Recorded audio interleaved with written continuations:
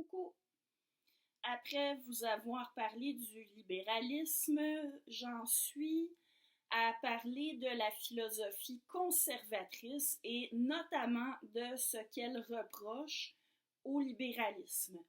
Et à cette fin-là, j'ai choisi de commenter un extrait d'un livre du philosophe conservateur Mathieu Bock-Côté.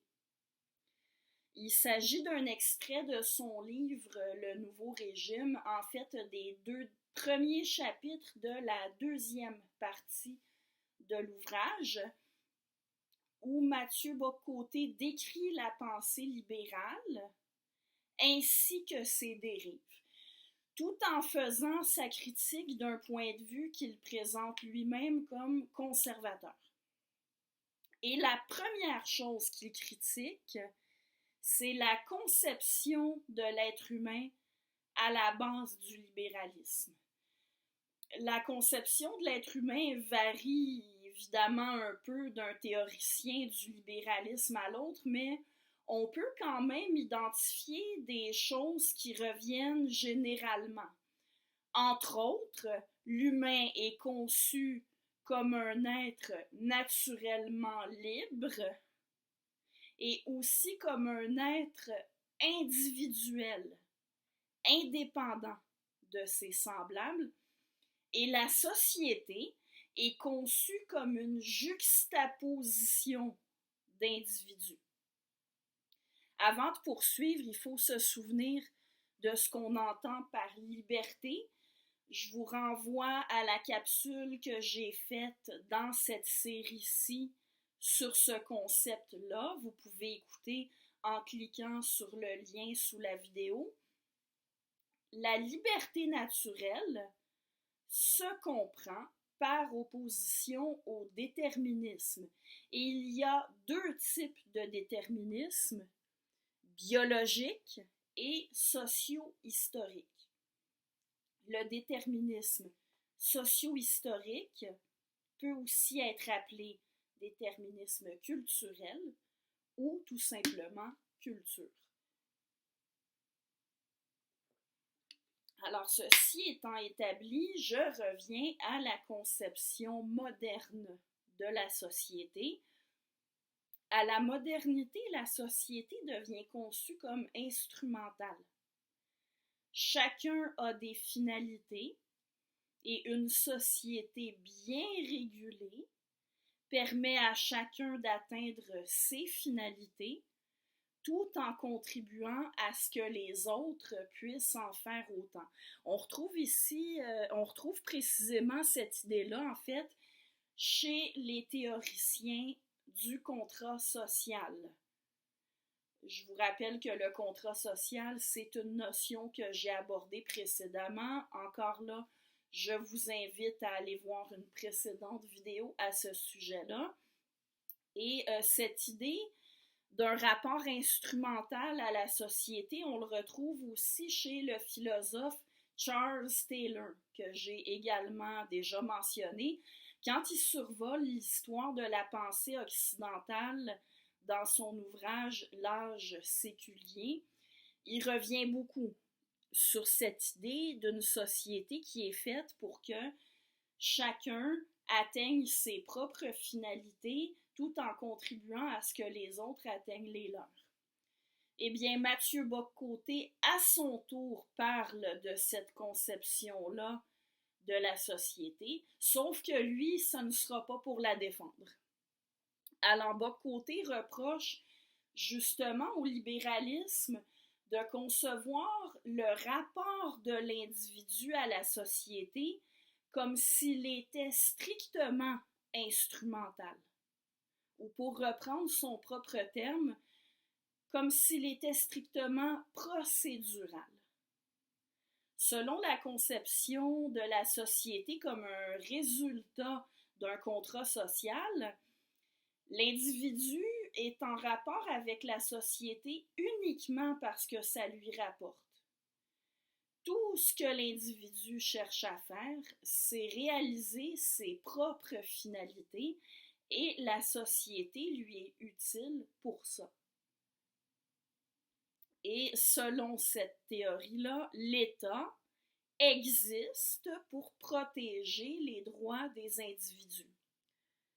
Le problème, selon la critique conservatrice, ce n'est pas de donner à l'État le mandat de protéger les droits des individus, c'est plutôt de limiter strictement son rôle à ça. On parle seulement des finalités individuelles sans donner aucune place à des finalités collectives. Bock-Côté a écrit « Le droit s'est affranchi du politique et il n'y a plus de normes morales ou d'expériences historiques susceptibles de transcender la subjectivité de l'individu, qui étend toujours davantage son empire au nom de son aspiration à l'autonomie. » Bon, le langage bock-côtien demande un certain niveau intellectuel et certaines bases en philosophie pour être compris, mais essentiellement, ce passage-là revient à ce que j'ai écrit précédemment. On conçoit l'État, la loi, comme si ça devait servir strictement à protéger les droits et les libertés individuelles. Selon une conception plus conservatrice, qui est celle de Bock-Côté, les humains partagent plus que ça. Une communauté humaine partage une histoire, une langue, des référents culturels, et l'État qui représente une communauté doit refléter ces éléments-là.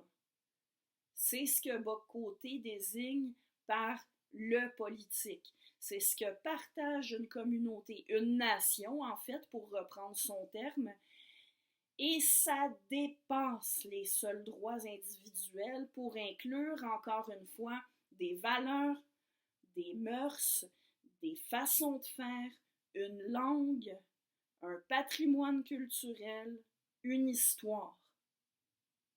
Si on suit Bock-Côté tout en revenant sur les capsules précédentes, on pourrait dire que la conception de la société qu'on retrouve chez les théoriciens du contrat social est pour ainsi dire déconnectée de ce que sont réellement l'être humain et la société humaine.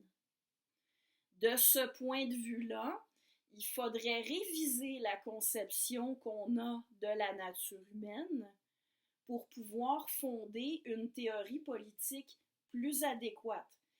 Après tout, la politique, ça sert à gérer les sociétés humaines. Alors, il faut bien avoir une compréhension adéquate de la nature des sociétés humaines pour faire de la politique adéquatement. Entre autres, selon la critique conservatrice du libéralisme, il faut une conception de l'être humain qui tienne compte de son caractère déterminé. Le déterminisme socio-historique est à la fois une réalité de l'être humain et un besoin de l'être humain. L'être humain est conçu par Mathieu Bock-Côté comme un être profondément social et culturel. Dans des capsules consacrées aux dérives du libéralisme dénoncées par Bock-Côté, je reviendrai là-dessus.